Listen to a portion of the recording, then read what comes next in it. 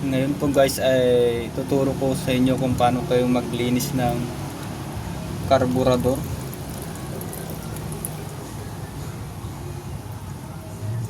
Ito ay karburador ng XRM 125. Lilinisin natin.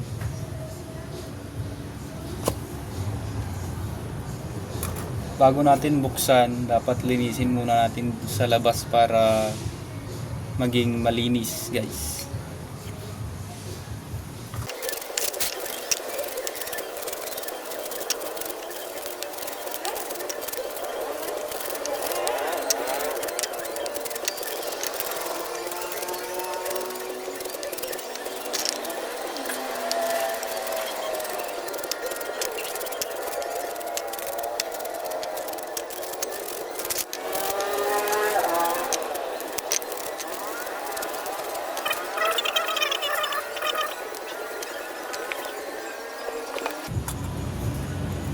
Malinis na konti guys, pwede na natin buksan yung loob para hindi pumasok yung dumi.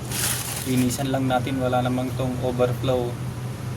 Maintenance lang, parang ganun. Linisan natin sa loob. Papakita ko sa inyo ang tamang pagbukas at bukas at pagbalik ng mga nilalaman ng karburador. Buksan muna natin. Tanggalin lang natin yung dalawang screw nya dito sa ibaba para mabuksan.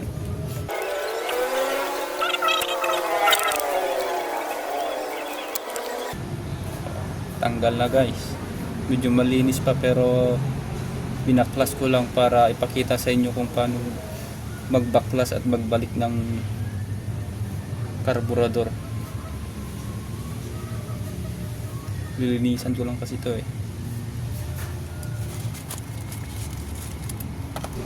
Ito ang tinatawag na floater. Ito ang nagtutulak sa pin na yon para kapag nagkuha na yung level ng gasolina dito, tataas to para takpan yung butas. Ganun. So, floater yan. Yan ang floater. Babaklasin natin ng mga to. Pin nya, ito ang tanggalin nyo para matanggal yung floater. Ganun. Ganun. Oops! Ito na yung pin na siyang nagko-control ng pagpasok ng gasolina. Kapag napuno yung cap ng carburetor, ito yung floater tataas, saka ito itutulak nyo itong pataas para matakpan yung daanan ng gasolina para hindi mag-overflow. Ito ang itong pin na to. Kalimutan kong pangalan nito Ngayon baklasin natin to para linisan natin.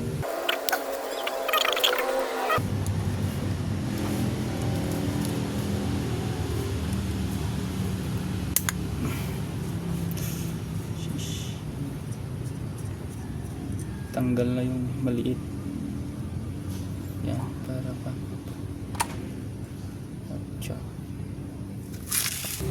Gamit tayo ng 7mm pala na pagbaklas. Gamit tayo ng ratchet.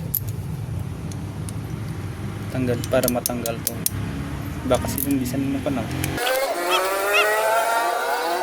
Ito naman yung pag-adjustan ng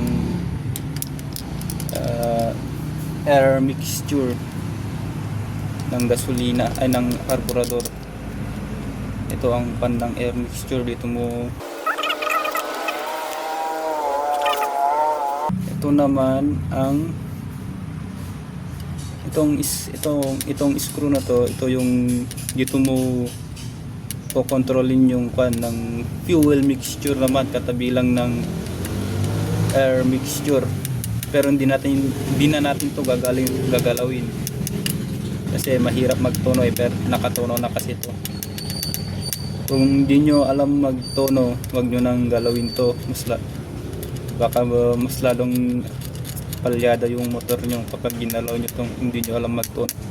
Pero ito hindi ko natatanggalin kasi parang kan ko lang, may maintenance ko lang ng linis to. Loob ng carburetor. Mga to. Ito yung choke. Pek.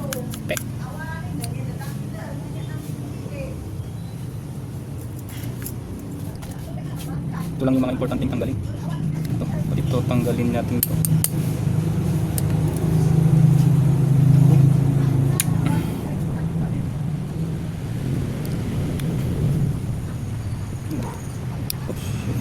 Ito, kita nyo yun, dapat malinisan din to.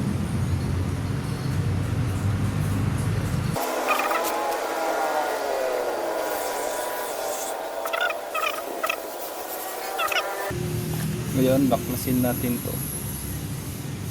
Sa cap nya naman sa ibabang parte ng carburetor. Yan, yan. Babak.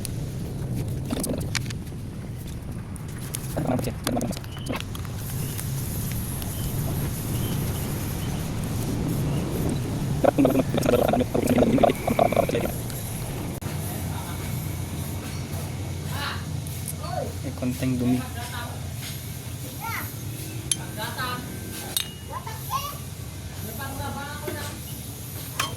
Gamit tayo ng 17 pang baklas dito sa takip kasi minsan natatambakan ng kwan at dumito kaya hindi masyadong maganda ang flow ng gasolina kapag napuno, pero medyo malinis pa rin to. Sadyang nagme-maintenance lang ako eh. Oops.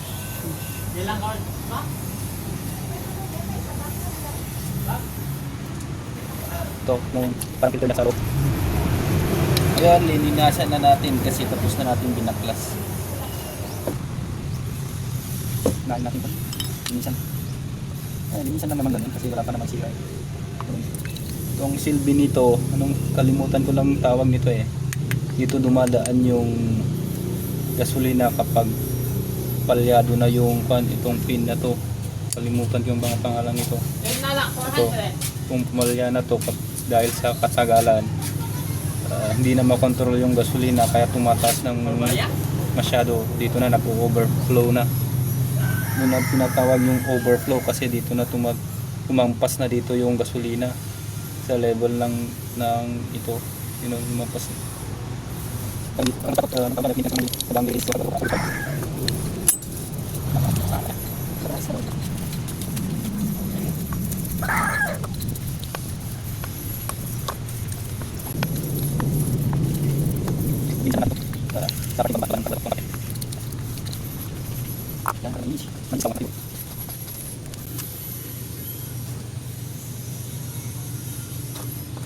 Ngayon ito naman basta linisan lang natin ganun po.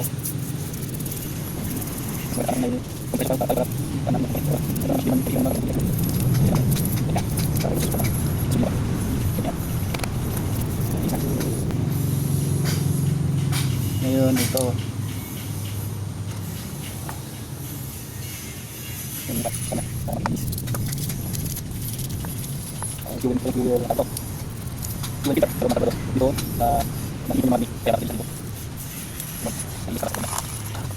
bilis na guys, wala na yung masyadong dumi. Ganun pakibin to yun.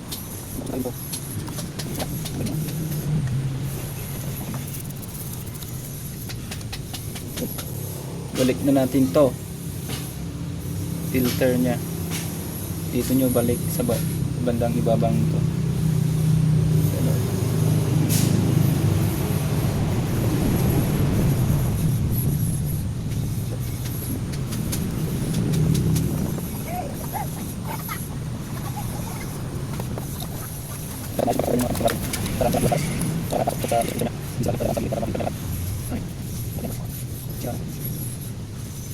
Ganyan.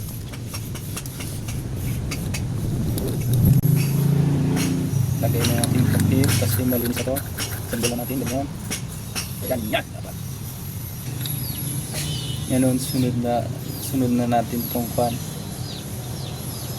Ito, linisan natin upper part ng kwan.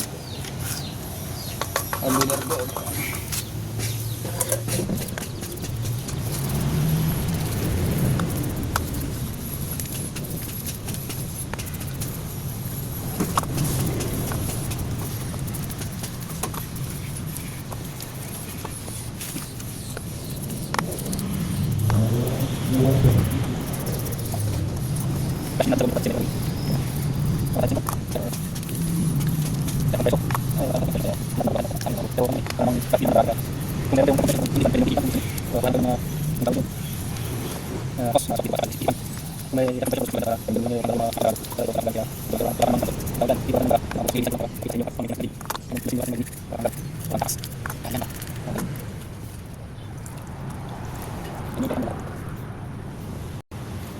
Ngayon, nilinisan na natin yung mga inner part nya. Ito.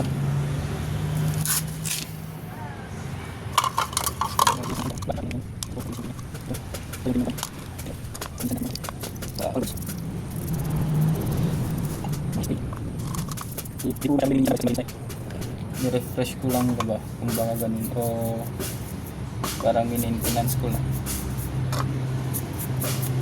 Ito, dapat mga to, importante ito. Kung may mga karayom kayo, tusukin nyo ng karayom itong mga maliliit na butas na to. Hindi kasi makita yung may mga maliliit na butas to. Ito ang importante yung malinisan talaga para hindi maging palyado ang motor.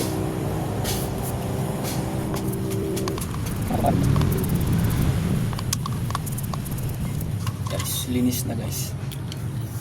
Ngayon babalik na natin. Paano nga ba magbalik? Tulad ng paano nyo binaklas, ganoon din. Itong pinakamalaking to dito. Kalimutan ko na pangalan nito, putang ina.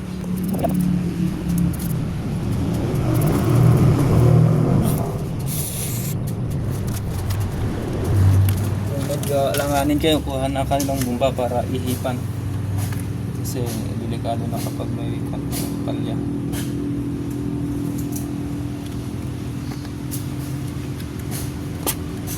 Para mas sigurado.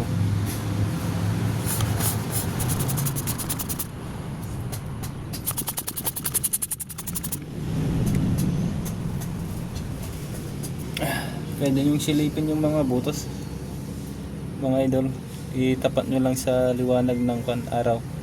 Makikita nyo yun kung may barado o wala. Goods walang barado. Ngayon balik na natin.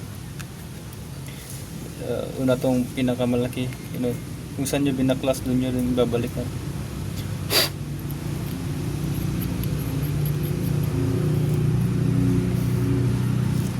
Dapat masigit. Yan. Hindi wag yung masyadong higpitan, baka ma-lost thread. Ganun, itong maliit na to, lagay nyo lang dito sa ibabaw ng dito.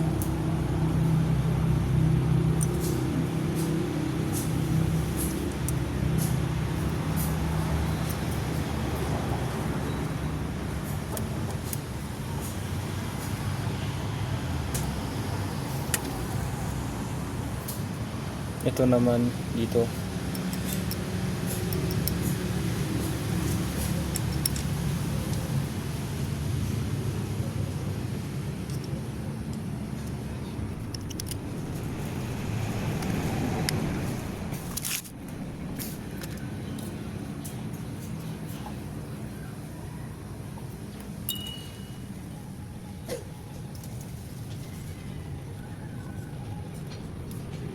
Dito, dyan.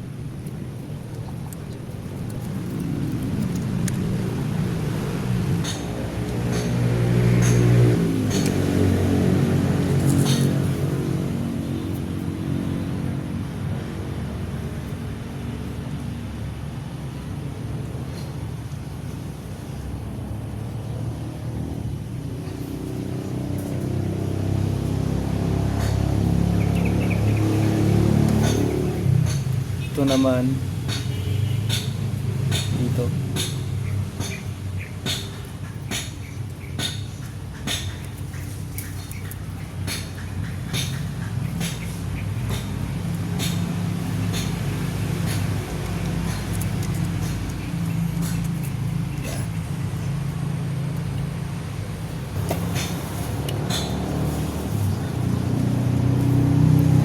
check nyo kung all goods lang yung fit na fit yung yung pin na kumokontrol sa pasukan ng gasolina.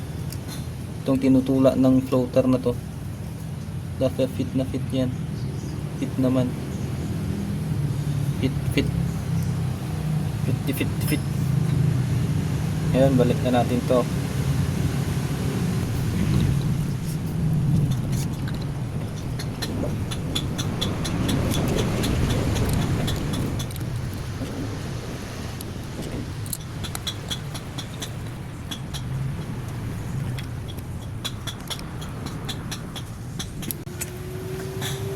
Dito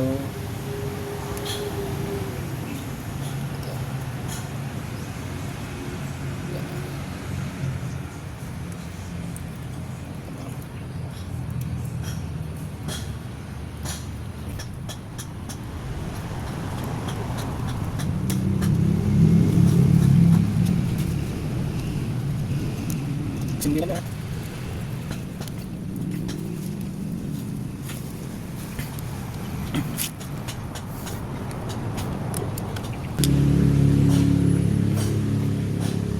Balik na natin to.